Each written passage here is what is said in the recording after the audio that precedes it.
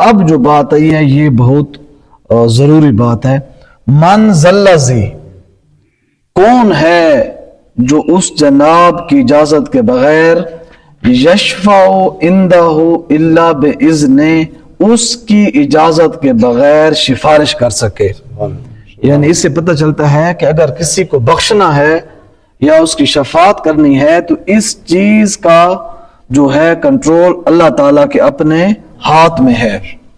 ہمارا نظریہ ہے، عقیدہ ہے کہ پاک پیغمبر جو ہمارے آخری نبی ہیں، اللہم صلی علی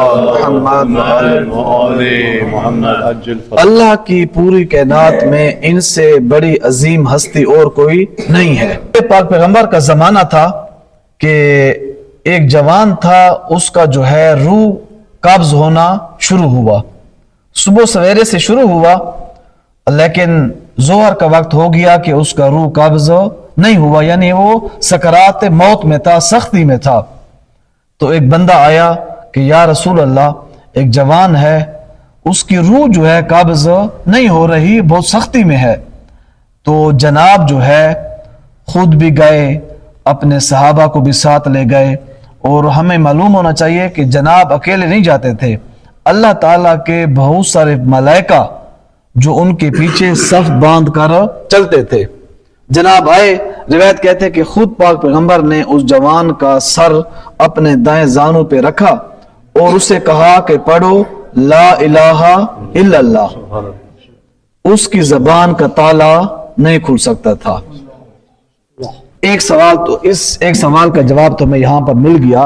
جن لوگوں کا نظریہ ہے کہ بس امام حسین علیہ السلام ہے، مولا علی علیہ السلام ہے، امام زمانہ ہے، ہم جو کچھ کرتے رہیں، غلط کرتے رہیں، والدین کی نافرمانی کرتے رہیں، نماز پڑھیں نہ پڑھیں، روزہ رکھیں نہ رکھیں، حسین ہے وہ ہماری سفارش کریں گے. حسین محمد مصطفیٰ سے زیادہ نہیں ہے. جب خود محمد مصطفیٰ ایک جوان کو دائیں زانوں پہ رکھ کر اس کو کلمہ پڑھوا رہے ہیں، اس کی زبان کھل نہیں رہی.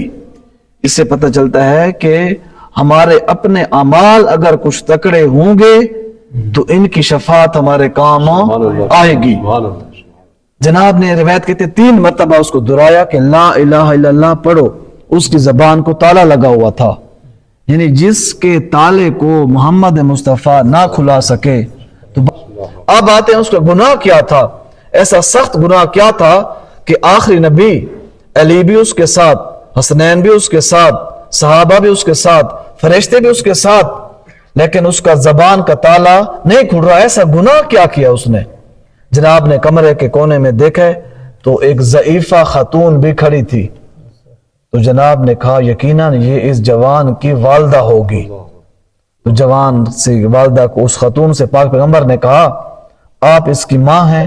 اس نے کہا جی میں اس کی ماں ہوں.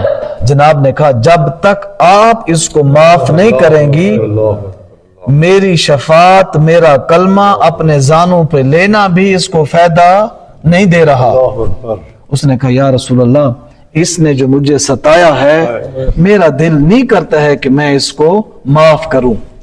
یہ ہم جوانوں کے لیے بڑا لمحہ ہے، سب کے لیے لمحہ فکریہ ہے کہ نبی، آخری نبی جس کے لیے اللہ نے پوری کائنات کو بنایا، وہ کلمہ پڑھوا رہا ہے لیکن اس کی معافی نہیں ہے. گناہ کیا ہے؟ والدین کی نافرمانی. تو یہاں سے ہمیں 2 پیسے ملتے ہیں، پیغام ملتے ہیں کہ انسان کے ایک تو آیت الکرسی جس طرح کہہ رہی ہے شفاعت اللہ کے ہاتھ میں ہے، اور اللہ ہمارا عقیدہ ہے الحمدللہ کہ اللہ عادل ہے. ایسا نہیں ہے کہ ایک بندہ بے نمازی ہو، ایک نمازی بھی ہو اور عزادار بھی ہو، اور ایک صرف عزادار ہو اور ان دونوں کا مقام ایک ہو. یہ ناممکن ہے. اللہ بھی عادل ہے، سیدہ بھی عدالت کریں گی، اس کا والد بھی عدالت کرے گا، اس کا شوہر علی بھی عدالت کرے گا، اس کے دونوں بیٹے حسنین بھی عدالت کریں گے. حسین کا مقصد نماز تھا، حسین کا مقصد یہ قرآن بچانا تھا. تو ہمیں چاہیے کہ ہم اپنے والدین کا بھی خیال رکھیں. اور یہ جو ہمارا نظریہ ہے کہ حسین جانے اور جنت جانے، یہ نظریہ بھی بالکل درست نہیں ہے. کچھ نہ کچھ ہمیں خود کچھ نہ کچھ کرنا ہوگا. اگر کچھ ہمارے اعمال ہوں گے تو پھر امام حسین علیہ السلام، میں نے ایک جگہ پہ کہا بھی تھا کہ ایک آیت اللہ خودگی کہتے تھے کہ میں اس چیز کے خلاف ہوں کہ کسی بندے کی وصیت ہو کہ مجھے کربلا میں دفنایا جائے.